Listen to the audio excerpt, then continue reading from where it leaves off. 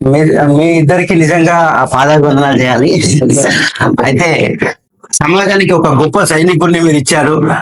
మీ ఇంట్లోంచి ఒక వ్యక్తిని దేశం కోసం, దేశ సేవ కోసం పంపించడం అనేది, ఉన్న ఒక్క కొడుకుని పంపించడం అనేది చాలా అభినందించాల్సిన విషయం. మీ కొడుకు ఆర్మీలోకి వెళ్ళడమే కాదు, మన ఊరు పుట్టిన నేలకు, రాష్ట్రానికి కూడా గొప్ప పేరు తీసుకొచ్చేలాగా తన డ్యూటీలో మంచి వర్క్ చేసి సేనా మెడల్ అనేది లక్షల్లో ఒకరికి దొరుకుతుంది. అది ప్రజలకు తెలియకపోవచ్చు, ఒక సైనికుడిగా మాకు తెలుసు ఆ కష్టం అనేది. దానికి కొన్ని వందల రకాల ఎంక్వైరీలు చేసి తర్వాత ప్రూఫ్ చేసుకున్న తర్వాతనే ఆ మెడల్ని ఇస్తారు. అది కూడా రాష్ట్రపతి ద్వారా ఇస్తారు. అలాంటిది మన నితిన్కి రావడం, మీరు తల్లిదండ్రులుగా మీరు చేసుకున్న అదృష్టం, మీరు కన్నందుకు, మీతో పాటు సైనికులమైనందుకు మేము కూడా గర్విస్తున్నాం. మీకు ఎలా అనిపిస్తుంది? మా అబ్బాయి సుధా చాలా పోతారని అప్పుడు ఎంకరేజ్ చేశాను. సరే, దేశం గురించి సేవ చేస్తాను, ఎంతో మంది దేశం గురించి పోరాడి అని మాకు సుధా చాలా సంతోషం అనిపించింది. సరే, పోయినాక కొన్ని కష్టమైంది, కష్టపడ్డాడు.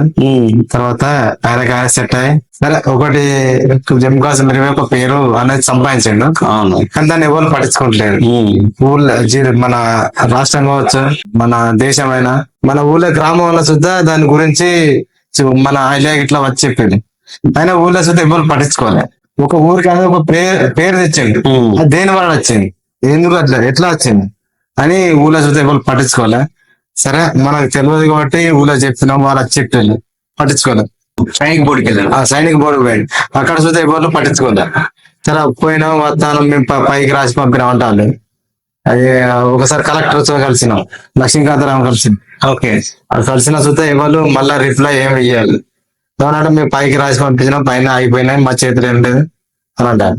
సరే, గవర్నమెంట్ నుంచి చూస్తే ఏం రాలేదు ఇప్పటి వరకు, ఎన్ని సంవత్సరాలు అయితే అని. సరే కానీ మన దేశం గురించి అయినా, సైనికులలో ఆర్మీలా ఎట్లా ఉండాలి, ఎట్లా ముందుకు వెళ్ళాలి, సరే ఒక పేరు అనేది గుర్తింపు ఉండాలి. మాకు కూడా చాలా ఆనందం చైనా మంది వచ్చాడు. ఒకటి పేరు అనేది గ్రామంలో మా పేరు సుధా, గ్రామంలో సుధా ఒకటి పేరు నిలబెట్టింది. చాలా సంతోషం. ఇప్పుడు పుత్రోత్సాహం కలిగిందా మీకు? హ్యాపీగా ఉందా? పుత్రుడు జన్మించినప్పుడు కలగలేదు, ఆ పుత్రుడిని నలుగురు పొగిడినప్పుడే ఆ పుత్రోత్సాహం కలుగుతాను. ఒక పద్యం ఉంది మా చిన్నప్పుడు, ఆ పుత్రోత్సాహం అనేది మీకు కలుగుతుంది. ఆనందం ఉన్నా సార్, చాలా హ్యాపీగా ఉంది మిమ్మల్ని కలవడం. ఇలాంటి పరిస్థితుల్లో మీరు మీ అబ్బాయిని ఆర్మీకి పంపడం, తను కూడా మీకు పేరు తేవడానికి, తను కూడా ఎంతో మంది సైన్యంలో చేరుతారు, ఎంతో మంది రిటైర్డ్ అవుతారు, ఎంతో మంది డ్యూటీలో చనిపోయిన వాళ్ళు కూడా ఉన్నారు. కానీ వాళ్ళందరి వల్ల కూడా పథకం తీసుకొచ్చిండు. నిజంగా కూడా చాలా సంతోషంగా ఉంది మిమ్మల్ని కలవడం. థ్యాంక్ యూ అమ్మా.